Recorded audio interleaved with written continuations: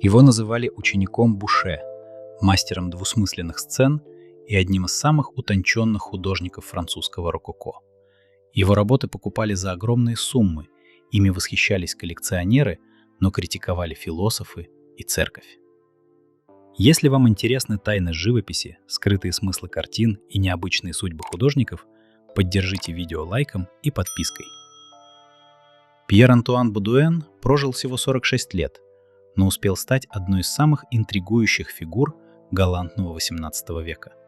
Почему его искусство казалось современникам почти опасным, и почему сегодня его считают важным звеном между Буше и Фрагонаром? В истории французского рококо есть имена громкие и почти символические: Франсуа Буше, Жан-Оноре Фрагонар, Жан-Батист Грёс. Но рядом с ними существовал художник, чья судьба оказалась почти парадоксальной. При жизни он был невероятно популярен, а позже словно растворился в тени эпохи. Речь о Пьере-Антуане Бодуэне, мастере миниатюр, камерных сцен и утонченной игры намеков. Он родился 17 октября 1723 года в Париже в семье гравера Мишеля Бодуэна. Мир искусства окружал его с детства, но настоящая судьба художника начала складываться тогда, когда его наставником стал Франсуа Буше, главный живописец французского рококо, мастер декоративной чувственности и изысканной театральности. Со временем эта связь стала не только художественной, но и семейной. В 1758 году Бодуэн женился на младшей дочери своего учителя, Мари Эмили Буше. Такой союз выглядел почти символическим. Ученик окончательно вошел в круг одной из самых влиятельных художественных семей Франции. В отличие от мастеров монументальной живописи, Бодуэн прославился камерным жанром. Он работал с гуашью, акварелью, пастелью, создавал миниатюры, наполненные интимной театральностью, бытовыми намеками и тонкой игрой смыслов. Его сцены редко были откровенными напрямую, но почти всегда оставляли ощущение скрытого подтекста. На Парижском салоне 1761 года художник впервые представил свои работы широкой публике, а уже через 2 года показал композицию «Гиперид», защищающий Фрино перед Ареопагом, которая сегодня хранится в Лувре. Именно эта работа помогла ему войти в Королевскую академию живописи и скульптуры и получить официальное признание художественных кругов. Для живописца это был стремительный взлет. В 1760-х годах Бодуэн становится востребованным художником среди аристократии и коллекционеров. Его небольшие гуаши воспринимались почти как предметы роскоши. На торгах Тистара одна из работ художника была продана за 1750 ливров. По меркам XVIII века сумма огромная для камерного произведения. Особенно ценили его за умение превращать бытовую сцену в игру намеков. Если Буше создавал мир соблазнительного мифа, то Бодуэн переносил чувственность в интерьер, в повседневность, в почти театральный шепот. Именно это делало его столь популярным и одновременно скандальным. Его работы осуждала церковь. Некоторые композиции вызывали раздражение у консервативных критиков, а особенно резко о нем высказывался Дени Дидро. В своих обзорах парижских салонов Дидро регулярно критиковал художников рококо за излишнюю чувственность и театральность. Живопись Бодуэна раздражала его почти принципиально. Философ противопоставлял его Жану-Батисту Грёзу, которого считал художником нравственного воспитания. О Бодуэне же Дидро язвительно писал, что тот скорее развлекает публику пикантностью, чем возвышает ее. Именно тогда и появилась знаменитая формула о том, что Грёз наставляет в добрых нравах, а Бодуэн — в дурных. Но в этом и был парадокс эпохи рококо.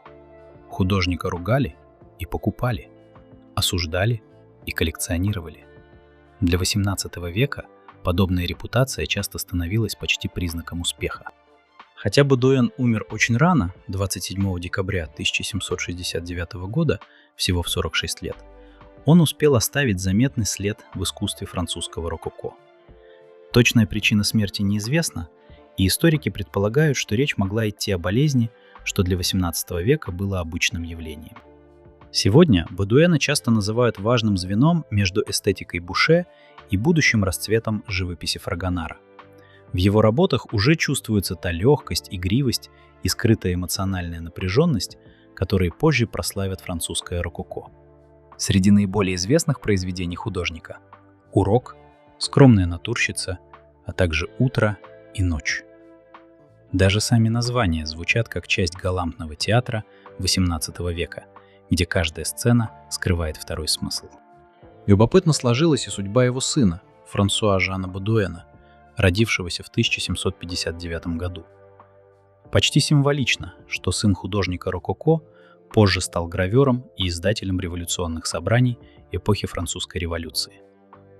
Один создавал искусство утонченного галантного века, другой оказался свидетелем его крушения. Сегодня Пьер-Антуан Бодуэн интересен не только как мастер рококо, но и как художник намека. Его сцены почти никогда не бывают прямолинейными. С виду невинная галантность. При внимательном взгляде флирт, ирония, игра власти и желания. И, возможно, именно поэтому его искусство до сих пор кажется живым. Не музейно отстраненным, а немного опасным, словно зритель случайно подслушал чужой секрет XVIII века. Бодуэн не писал громких трагедий, не изображал героев и войны.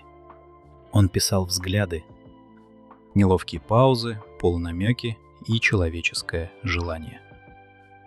Наверное, именно поэтому его картины до сих пор кажутся живыми, словно XVIII век вдруг перестал быть музейной историей и стал чем-то слишком человеческим. А как вам кажется, его искусство было красивым или действительно немного опасным?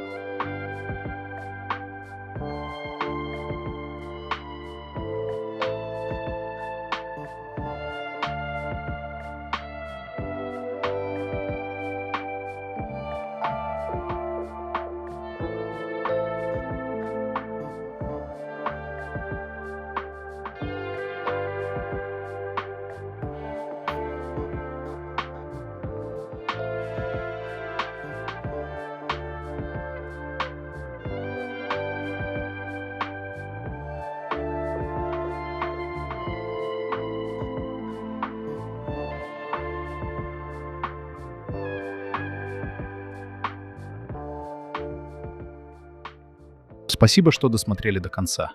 Не забудьте поставить лайк, подписаться на канал и увидимся в следующем видео.